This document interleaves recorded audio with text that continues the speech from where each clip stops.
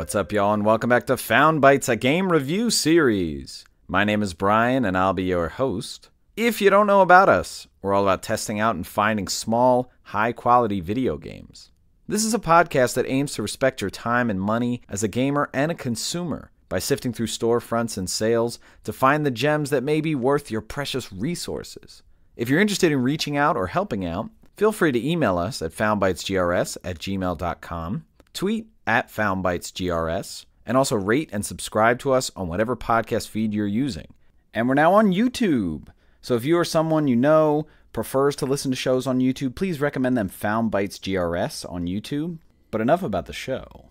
Let's get into our next game.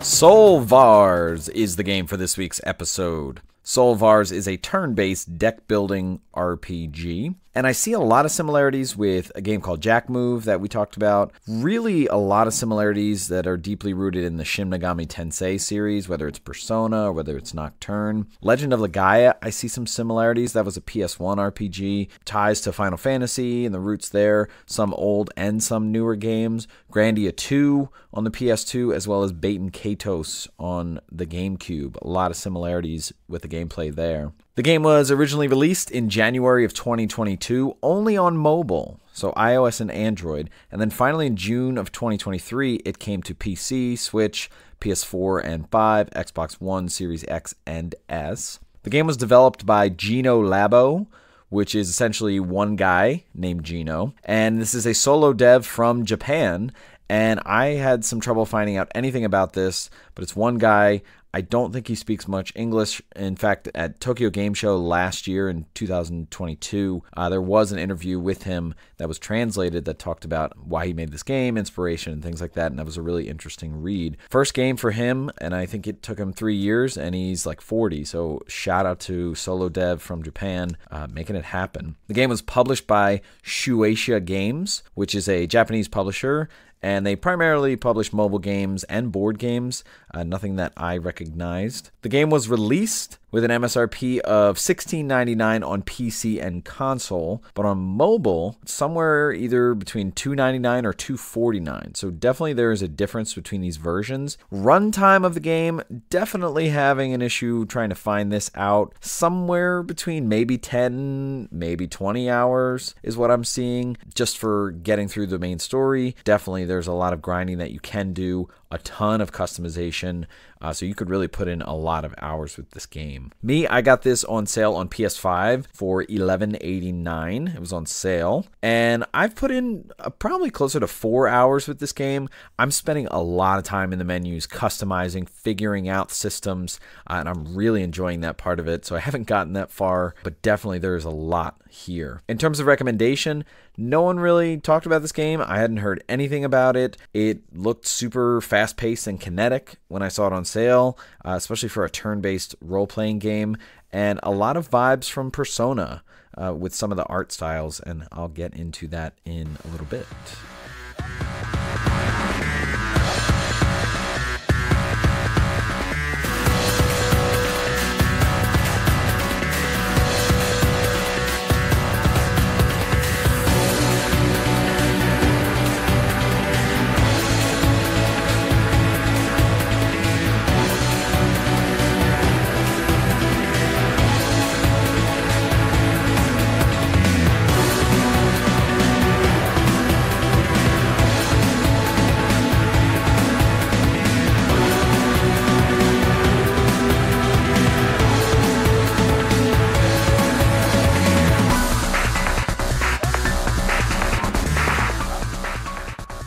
Alright, let's talk gameplay for SOULVARS. So this is definitely a JRPG through and through. You can tell a lot of inspiration from old school Japanese role-playing games, as well as some more modern ones. Things that you might expect, so there's battle, there's character customization and equipment. There's minimal movement in this game, and I think that actually is a plus, and some very basic progression. So let's get into that progression. What you're going to see is a couple different screens, but one of the main ones that you're going to see in terms of progressing is like a world map, and it's kind of just like a bland city map. It reminds me a lot of Shin Megami Tensei Nocturne, where you're looking at like a map of Tokyo, and it's just these locations pop up that you go to. Sometimes there'll be multiple locations that pop up at the same time, and you can choose between them. I don't really know if there's rhyme or reason to the order that you go in, because basically what's going to happen is you're just going to keep going to locations you haven't been, and sometimes there's multiple ones that you can go to. The different types of locations, there's really only two. Either it's going to be a level where there's enemies that you're exploring, or there's a level that is just like a safe zone, and instead of rooms to go in and do battles, you'll just see people there and shops there. When you're highlighting the different locations on the menu, it'll tell you like if it's a normal level, or it'll say shop if it's a safe level. And when you look at each of those levels, it'll just give their name and sort of a general location information. When you go into a level, whether it's an enemy level or a shop level, it's really going to progress the same way. It's basically just a map of connected squares that act as rooms. You're going to travel through them, but that's also how it's displayed on the map. And it's very similar to a game called Dicey Dungeons that we did a while back, where it's just like you see the map and you can kind of go to the next spot, but it's a little more intentional because the way you progress is you go to a room and you're in this square, and you can go any four of the sides. You can go any of those four directions. The game is really good about communicating this to you because there'll be an arrow kind of like faintly glowing in each direction, and you can choose which way you want to go. Now, not all four ways are going to be available all the time. There might be like a dead end where you get to. There might be a reason that a path is blocked, which you can open up later. But for the most part, you're traveling in the four cardinal directions. Once you get to a room, or even when you're going between rooms, you're not really moving your character. You're just going to be in the room, and you can interact with things in the room. Now, I really like this because it really removes a lot of potential headaches, especially for a single developer, to just like completely eliminate free movement. But once you get in the room, you'll see whether there's something you can interact with, because a box with an exclamation point will pop up over those things. And once you see one of them, you'll see indicators for different buttons to cycle through, and if there are multiple things, you can cycle through and decide which one you want to interact with. Now, in terms of interactions, if there's a person in the room, you could potentially talk to them. It might be an important NPC, but most of the time it's not really. There might be a box or a chest for you to open. Once you cycle to it and just click it, it'll open and it'll give you the item. There might be an object where you have to get some information, or you take it, or maybe even a switch that you have to flick. Or there are vending machines sometimes in enemy levels where you can purchase things from a shop in a vending machine. And of course, when you're in the safe levels, you can talk to people and they may be selling. There's not much more to the progression through this game. There might be some basic puzzling. Like I said, maybe you have to pull a switch that opens a door at another place, or maybe when you do something like a fire that was blocking one way is now gone. So there's some like locked or timed access, but for the most part, it's not anything that you're going to be banging your head against the wall with. I will say that the mini map is really helpful, and it's always sitting in the top corner, and if you hit it, it'll expand and it'll go to the whole screen, but you can keep moving. So I like that sort of phantom map. And then, of course, you will have battles when you're in these levels, and these are going to be random encounters for the most part. And I think the formula is just like how many times you go through a room. So if you happen to be backtracking on a map, you're not going to be like, oh, I've already beaten the battles in here, like I'm going to be fine. You're actually going to be every like third or fourth room, you're going to be in another battle, and that can get annoying. So you really want to explore thoroughly so that you don't have to go back really far within a level, because you're going to be doing a lot of battles. Sometimes there'll be like a timed battle, or a battle where it's like you have to go here. I guess it could be considered a boss battle, but before you go onto that screen, if there's a big battle there, it'll say like, oh, we're sensing a strong signal. Are you sure you want to go forward? So that's kind of an indicator that like, hey, a big battle's coming up. Maybe if you need to heal or something like that, do that. And as you're progressing through these levels, the idea is that you're just going to be looking for things and looking to battle things. And once you do, you just keep going. Eventually, you're going to find an exit. Now, some levels are going to have multiple exits. I don't know if there's a difference in terms of what you find after, but basically once you get to the exit, you can leave, and typically that's going to pop up different locations or new locations on the map for you to go to next. And so a lot of this game is going to be that rinse repeat. You go to an area, you kind of scout it out, you go to everywhere, find all the items, do all of the special battles, and then leave, and then a couple other areas are going to pop up. I will say that I don't know what the overall goal of the game is. Definitely there's some story context lacking. You're kind of thrown right in at the beginning. I don't really mind it because I find the customization and the combat to be really good and really fulfilling. So let's sort of dive into that. Let's start with your characters. So the way that you're going to be going around is you're going to have a party. And it's really just your character that's moving room to room, but once a battle starts, you'll see your other party members.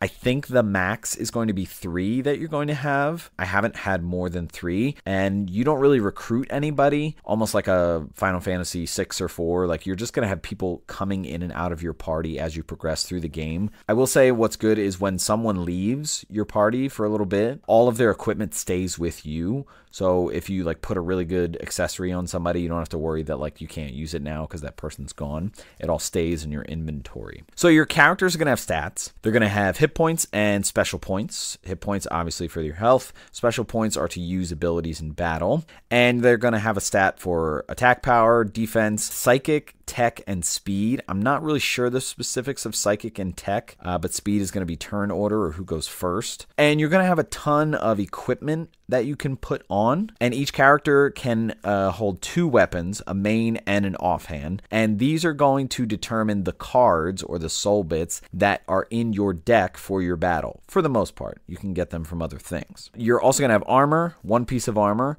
and 1 accessory. So you're going to pick up a lot of things throughout the game that you can swap in and out with different characters, see which benefits who for whose playstyle. And all of these things can give you stat boosts, especially armor and accessory. They can give you stat boosts or elemental bonuses. And all of these are going to have potentially additive slots or open slots for you to add upgrade items to each of these things. So that includes weapons, that includes armor, and that includes accessories. And these can have anywhere from no slots to 3 slots, I think, is the max. And what these slots are for are to put these upgrade bonus items that you find, and you can swap them in and out. It's not like when you put them in, they're gone forever or you have to use them forever. There's a lot of swapping, and you're going to see this a lot with taking things out and giving it to another character because you found another weapon that fits them, and then you want to try that build or that motif for that character. And all of these upgrade bonus items, they can be stat boosts, they can be elemental bonuses, and these can also add cards or soul bits to your deck. But let's talk about these soul bits. So these are going to be like the cards for your deck when you're in battle. And like I said, you get these from your weapon. Whatever weapon you have equipped, it has like however many cards attached to that weapon and whatever type they are, and then they go into your deck. And some of these cards are going to be different attacks like punch, kick, use a sword, use a lance, use a gun, use an elemental spell, and then other ones are going to be like charge or shield or haste. So you're going to get a pretty strong variety, and these are going to be combined in battle to do weapon arts. You'll also be able to equip a soul driver, and this is really cool, and it's something that immediately linked me to games like Final Fantasy VIII. Essentially what this is, it's almost like you're equipping like an Aeon, and when you equip it, it gives you a bonus for a lot of your stats. So it could up your attack, your HP, your SP, your defense, all kinds of things like that. And as you equip it and you go into battle and win battles with it, you kind of gain experience with that soul driver, but instead of adding experience to your character, it adds up a percent sync between you and that soul driver. And what that allows for is as your percent sync goes up with that soul driver, you're going to be able to access permanent upgrades for your character that you can purchase with a particular currency. And a lot of these are going to be stat boosts and access to particular weapon arts, access to abilities, access to more item use slots, which we'll talk about. And lastly, when you have a soul driver equipped, you're going to have a particular like overdrive ability that's only going to be able to be used when you have that soul driver equipped. And it's going to have a specific trigger in battle when you can use it. Again, I see a lot of similarities with with like Final Fantasy VIII Junction System or Grandia 2, the different eggs you can equip and kind of learn with experience like the different spells on that egg.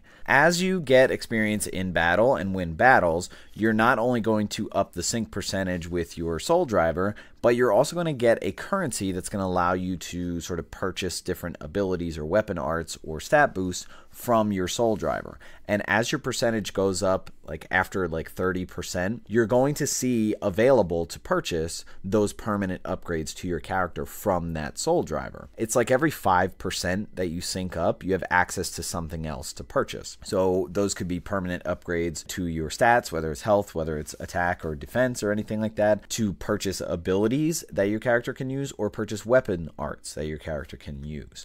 Now, abilities are interesting because these are going to stay with your character after you purchase them, and these are going to be essentially equipable to your character, similar to Jack Move, where you have the different chips. Each of these abilities is going to take up a particular number of spaces, so you're going to have to mix and match like which ones you want to use. You're going to get these abilities from your soul drivers, and like I said, your soul driver will have an overdrive ability, but that doesn't count unless you have that soul driver equipped. But the other abilities you're going to be able to equip long after you swap soul drivers onto another one. Weapon arts are interesting. This is also going to be learned, like I said, from your soul driver using that currency, but these are going to be moves that are the combination of different cards or soul bits in your deck while you're playing. Now, these are pretty much going to be 2 card combinations. What's interesting is that these, like I said, you can buy them from the soul driver once you get the currency and you have your sync percentage up high enough. But you can also buy these as items and teach them almost like TMs, like in Pokemon, to your different characters. And then you're going to have items that you can use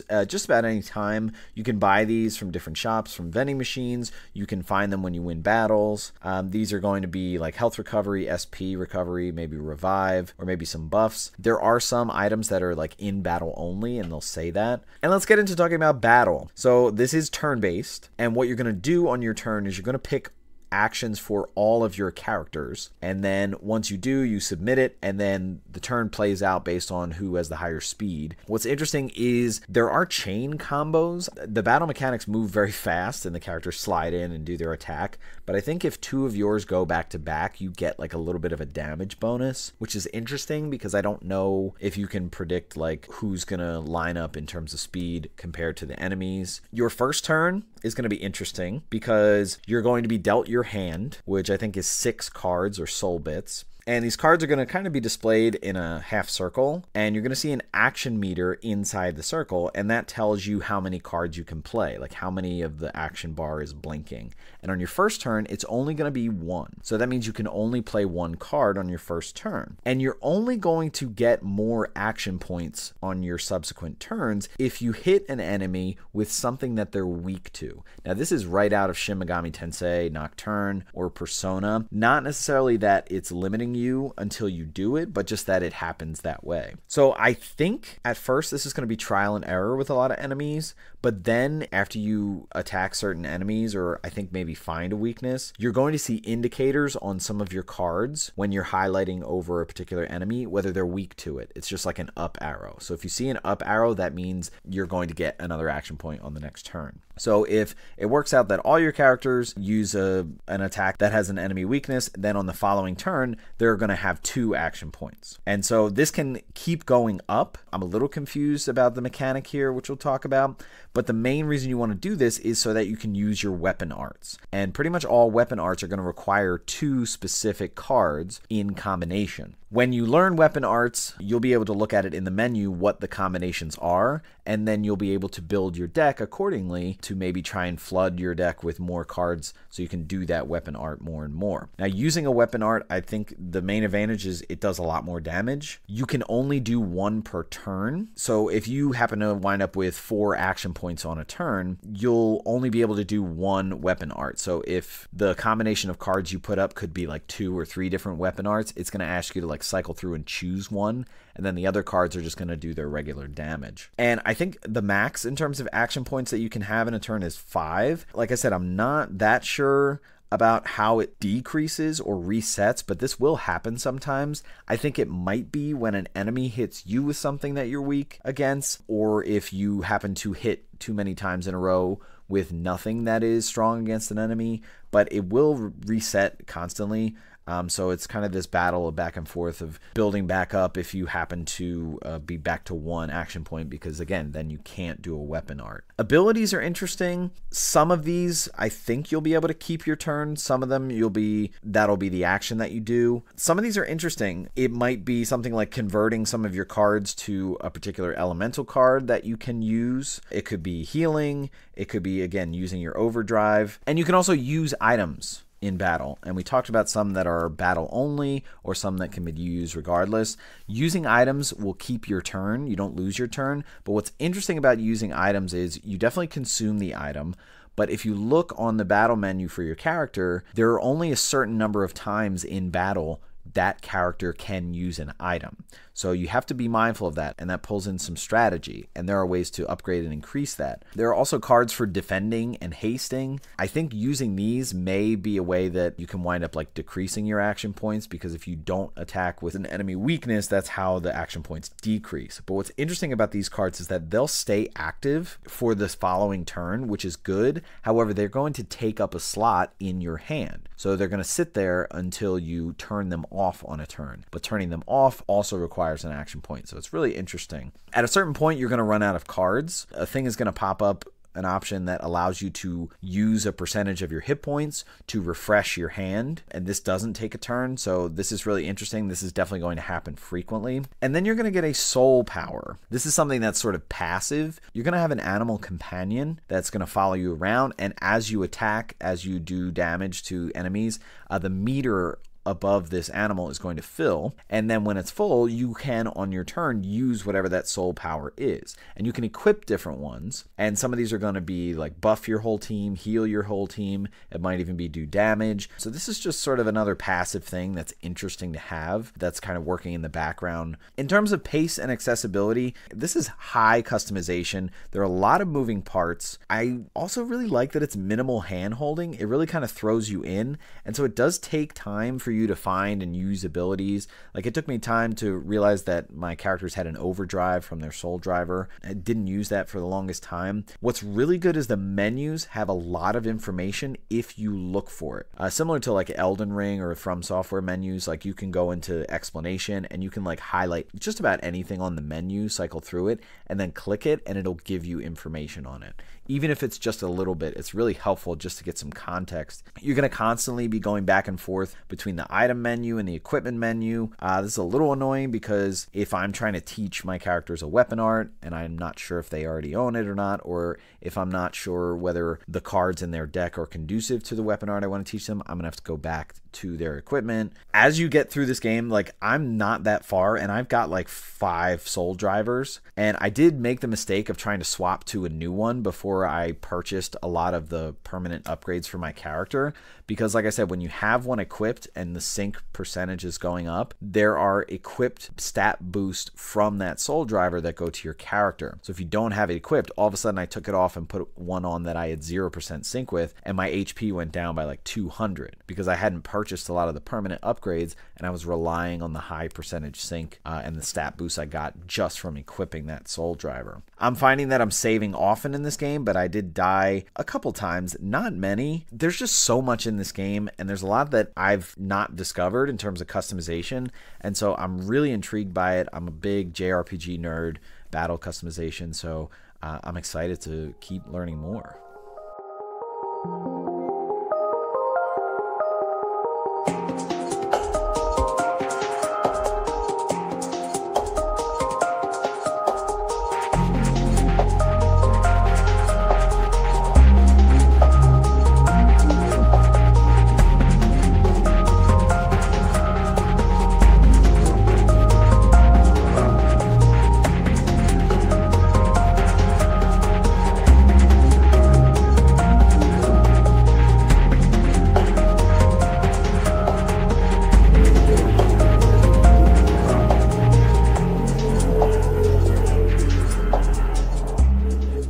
Let's talk about the vibe of SOULVARS. Just wow. This game is so striking in so many ways. It's got that Persona vibe. It meets Astral Chain and Final Fantasy. Definitely more modern Final Fantasies. Just a lot at you, and it's really, really good. And let's start with visuals. In certain places, like in the title screen, on the menus, there's this anime art. Definitely reminds me of Persona, more Persona 3. It's got this attitude. These characters are in these poses, or they're walking, or they're sitting. Just really, really cool. And when you're in battle, and when you're looking at your characters on the screen, there are these pixelated sprites in-game. It's really hard to differentiate between the different characters, and when you get to certain safe modes, like everybody's just like someone with brown hair in a black suit, and you often can't really tell who has what name. In terms of the palette, it's definitely darker, black, gray, and blue, whether it's in the anime art or whether in the environments that you are looking at. And there's these flares of yellow, which is really cool, especially with the blue. The environments, for the most part, are city streets, at least for now, in the part of the game that I'm playing. Like, you're in this metropolis. Just a lot of streets, a lot of like gray, but also signs and lights and different buildings.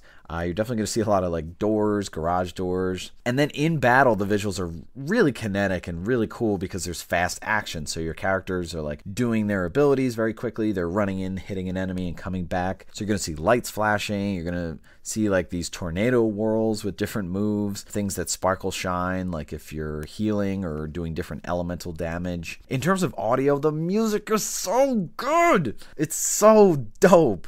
It's high tech, it's fast energy, it's technology, computers. At times it's a bit lonely and somber, but like futuristic lonely. You get senses of longing, of lost. It just bleeds this futuristic anime JRPG vibe. I cannot say enough good things. There's some piano stuff. There's some really hardcore synth stuff. I'm playing some of the best tracks. I would love for there to be a vinyl release of this, but it was tough enough to find these songs, let alone the track names. And in terms of the setting and the story and possible themes, it's a bit interesting. You're kind of thrown right into it. Like right away, it was just like, hey, you're on a map. Go and progress and go into a battle. I don't really know a lot about these characters. What I can deduce is that maybe you work for like an organization, and the idea is that there's these monsters coming down, whether from the sky or another planet, and you just have to kind of eliminate them. It's interesting because everyone's in suits, so I kind of get like a Men in Black vibe, that where like nothing's quite explained. I'm not sure if you're like a government organization,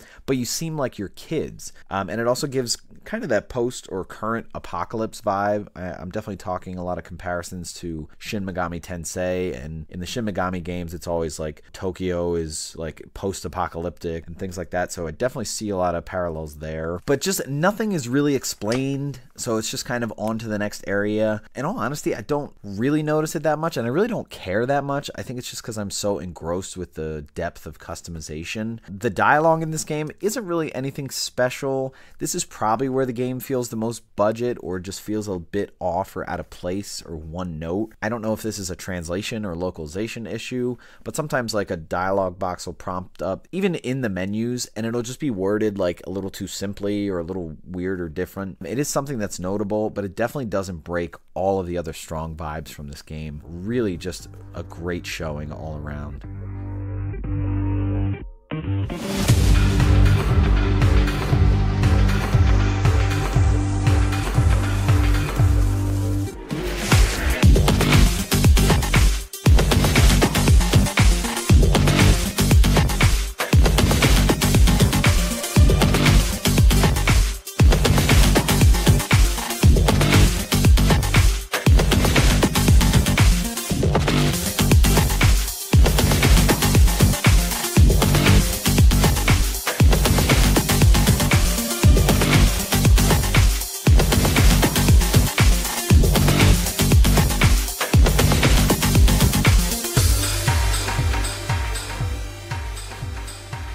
Alright, let's wrap up the conversation about SOULVARS. This is really a dope game. I just cannot get enough of it. It certainly scratches that JRPG itch. I'm a big fan of Grandia 2, of Final Fantasy VIII, the Junction system. I know that got a lot of hate. I certainly like that more than the story or the characters. So much depth and customization in this game, and really no story. no investment in characters, at least that I'm seeing yet, but the depth, and combine that with the visuals and the soundtrack, I really just find so much joy playing this game. And you might not like that it doesn't have a story, or you might, be somebody who's deterred by JRPGs because their story and characters are so excessive. But I think that no matter what, if you're someone that likes depth and customization, you're really going to dig this game. I really find it interesting that it's obvious that this is a mobile game in some ways. I definitely looked at some screenshots, the map, for example, and like how that's more conducive to being on a phone, and maybe even might play into the story in that way. The easy in and out menus, touching things, fast-paced battle, I feel like that could be very conducive to mobile. If you're someone who's an old school gamer into old school JRPGs, not having the extensive story or background and characters might feel a little incomplete to you, but the depth in this game is just undeniable, and I feel like I've seen a lot, but I also feel like I haven't even scratched the surface with all the different weapons and accessories and ways to customize. In terms of value, $17 on console, like $3 on mobile. It's interesting. I don't know the difference in the experience. I'm not going to play this on my phone. I'm not somebody who's into mobile games, but you might want to check it out. I think on console, somewhere between 10 and 15 is a real sweet spot. I think if it's on sale, if you see it on sale under $10, I think that is awesome. I just find it tough to discount the amount of depth that went into this game, and especially because it's only made by one person. So I might suggest trying the mobile version just to get a taste, and then if you're more comfortable on console, check it out. But either way, this is such an entertaining bite-sized game with such depth and ode to Japanese role-playing games, so I highly recommend it. Alright, that's going to wrap it up for this episode. Stay tuned for our next episode to see what new game we found for you.